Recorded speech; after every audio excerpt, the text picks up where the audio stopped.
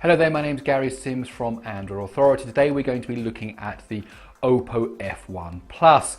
Now the phone comes with a 16 megapixel front-facing camera. That's right, a front-facing camera is 16 megapixels.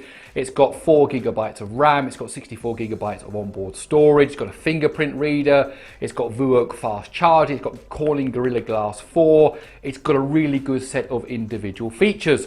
And the question we're going to ask ourselves is, has Oppo managed to put this together to give us a good smartphone experience? Well, let's find out.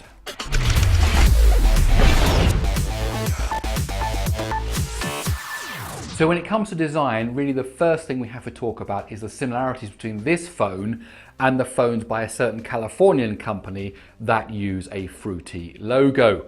Now, for some of you doesn't really matter, you just don't care. For some of you, it's a real plus, you like the design, it's really not an issue to you. And for some of you, it will actually be quite a negative thing. It comes down to everybody's personal preference.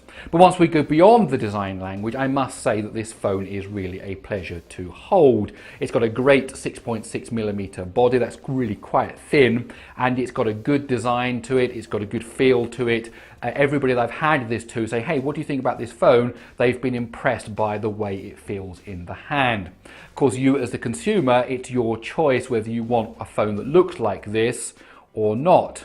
Now, looking around the phone, on the front we have the 5.5-inch Full HD display, and then the home button, the physical home button, which has a built-in fingerprint reader at the bottom. Going around the edges, you have the volume rocker on the left-hand side and the power button on the right-hand side, which is just below the SIM tray.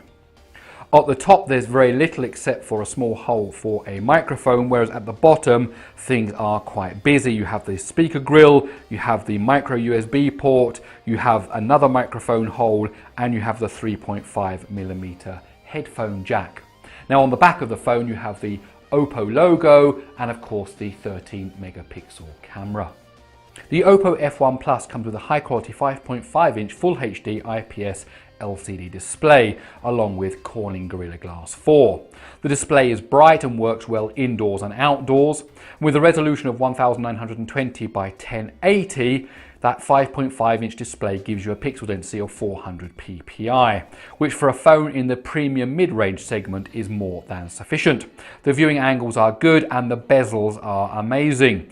At just 1.6mm thick, the significant lack of bezels gives the display that edge-to-edge feel without incurring the additional cost of maybe a curved screen. One of the interesting features of ColorOS 3.0 on the F1 Plus is this eye protection display settings. According to Oppo, there is research which shows that shortwave blue light can actually be harmful to the eye. Therefore, they have a setting which is able to filter out this blue light and give the display a less jarring, more smoothing experience. Whether that's marketing or science, I don't know, but I like their thinking. Now turning our attention to the hardware, the F1 Plus boasts 4 gigabytes of RAM, a fingerprint reader and quick charging. The only slight letdown in my opinion is the choice of processor. The F1 Plus uses a MediaTek Helio P10, which is an octa-core processor with 8 Cortex A53 cores. 4 cores are clocked at 1.2 GHz and the other 4 cores are clocked at 2 GHz. Accompanying the CPU is the ARM Mali T860 GPU. In this particular one has 2 cores. In terms of everyday use, these specs are more than adequate and most users won't find themselves wishing for a different CPU. And because of that nice 4 gigabytes of RAM, even some die-hard power users among you will find the F1 Plus more than sufficient. However, if you play a lot of 3D games, go to lots of complex websites or use CPU-intensive apps, then you may find that the Helio P10 isn't quite up to your needs. The use of a Cortex A53 octa-core processor is also reflected in the benchmarks. The Oppo F1 Plus scored 876 on Geekbench's single-core tests and 3,311 for its multi-core tests. Now, for some context, these scores are lower than the octa-core A53 Kirin 935 found in the Mate S, lower than the octa-core A53 Helio X10 that's found in the Redmi Note 2, and also the single core test is actually lower than the 32-bit Snapdragon 801. As for Antutu, the F1 Plus scored 51,158, and for Epic Citadel, the device managed 42.4 frames per second on the ultra high quality mode. If you set the quality down to just high quality, then the device does score a very reasonable 59.4 frames per second. So while the CPU seems to be a little lacking, it's towards the low end of the performance spectrum, it does seem that MediaTek have made some good choices in the GPU department. The fingerprint reader on the F1 Plus is very good. It's fast, accurate, and is certainly comparable with the lightning fast and reliable fingerprint scanner on the Huawei Mate 8.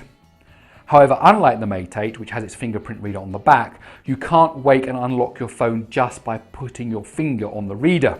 Instead, you need to press the home button with your finger, which will then wake the phone, and at the same time, it will unlock it. Now, that's maybe a minor difference, but my personal opinion is that it's better to have the fingerprint reader in a separate place rather than on the home button. If it's any consolation to you, the Samsung Galaxy S range and the Samsung Galaxy Note range suffer from the same problem, but that's just my humble opinion. The F1 Plus features a single speaker on the bottom edge next to the micro USB port. The speaker is quite loud and the sound is reasonable considering it isn't a front-facing speaker. As with many devices, music can sound a bit thin with a lack of bass. The F1 Plus has a 2,850 mAh battery, which is amazing when you consider the 6.6mm thickness of this phone. Now that battery is more than sufficient to give you full day battery life without any problems whatsoever. I did some battery tests. First I ran Epic Citadel to test the battery life while playing 3D games. According to my calculations, you'll be able to play around 4.5 hours of 3D games on one charge. Now 4.5 hours of 3D game playing is quite an impressive number, as there are phones out there which don't even give you 4.5 hours of on-screen time when you don't even go near 3D. So this really is a good sign. As for simpler tasks like browsing the web, you'll get at least 8 hours from a full charge, or alternatively you could watch 8 hours of YouTube video if you stream it over Wi-Fi. I did a call test where I called another phone for 30 minutes and I monitored the battery life, and my estimation is that the F1 Plus will give you at least 20 hours of 3G talk time. Now when it comes to charging that 2,850 mAh battery, the Oppo F1 Plus comes with a VOOC charging system, and it really is quite fast. You can go from 0 to 75% in just 35 minutes. And according to my testing, it takes just under 1 hour and 10 minutes to go from 0 to 100%. If you're looking for a stock Android experience, then the Oppo F1 Plus is not for you, because it comes with ColorOS 3.0, which is Oppo's heavily skinned version of Android 5.1. For example, there is no app drawer and you have to put all your apps in folders on the home screen. Much of the colouring and the UI has also been changed, however Android users will find it familiar. Having said that, you do get access to all of Google's services, including Google Play and Gmail and YouTube, so everything you'd expect to find on a standard Android phone is found here. ColorOS also adds lots of extra features, including a one-handed mode and support for gestures. There's also support for the fingerprint reader, there's a quiet time mode which will mute your device automatically according to the times you set. There's support for OCloud, that's Oppo's cloud service for backing up your contacts and SMS messages, and there's even a security center which includes a virus scanner and various privacy settings. Now the rear camera on the F1 Plus has a 13 megapixel sensor along with an f2.2 lens and autofocus. Overall, I've been very impressed by the camera. I've used it for close-ups, selfies and casual snaps both indoors and outdoors, and the camera really hasn't put a foot wrong. Of course, the caveat to that statement is that it's a smartphone camera and not a DSLR, and no matter how good the camera is, it can't capture light that isn't there. I was particularly impressed by the indoor photos. Of course, if you push the lighting scenario to the extremes, you will get lots of noise in the photos. In terms of the camera app, you get a simple camera interface by default. However, you can swipe your way into different shooting modes, including time-lapse, video, beauty, and panorama. You can also tap on an icon to reveal functions like Ultra HD, filters, GIF animation, double exposure, and expert mode. The latter allows you to control the ISO, the shutter speed, and the white balance. However, it also lets you configure the camera to save a RAW version of every shot taken, and that will be saved in the digital negative format. Plus, of course, you can manually focus your shots. My biggest complaint with the camera app is it doesn't rotate all the UI elements when you go from portrait to landscape. Although some elements do move, many of them remain in portrait mode, which is really quite annoying. The Oppo F1 Plus is very unusual in the fact that its front-facing camera actually has a greater megapixel count than its rear-facing camera. The front-facing camera has a 16 megapixel sensor along with an f2.0 lens.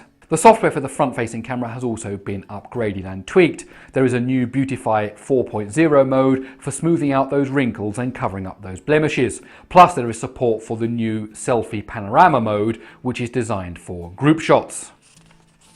And so there you have it, the Oppo F1 Plus. It's got this sleek 6.6mm body, thin bezels, Corning Gorilla Glass 4, you've got that selfie camera at the front, 16 megapixels, you've got the fingerprint reader built into the home button, you've got VOOC fast charging, you've got 4 GB of RAM, 64 GB of internal storage. In fact, it's actually got dual SIM support, and one of the SIM slots can be replaced by a micro SD card so that you can expand the storage by another 128 GB. Now there are 3 things that you might not like about this phone. One is the design language. Does it look too similar to the iPhone? The other is the Color OS operating system. If you're used to using stock Android, then maybe you won't like Color OS. And lastly, there is the processor. Really, I was looking for something with a bit better performance, especially when you consider all the extra features like 4 GB of RAM, 64 GB of storage that are built into this phone. However, because of the price point, maybe those weaknesses can be overlooked. The Oppo F1 Plus is available for just €389 in Europe and £299 in the UK. Well, my name's Gary Sims from Android Authority, and I hope you enjoyed this video. If you did, please do give it a thumbs up. Also, don't forget to subscribe to Android Authority's YouTube channel. Please use the comments below to tell me what you think about the Oppo F1 Plus. And also, don't forget to stay tuned to AndroidAuthority.com because we are your source for all things Android.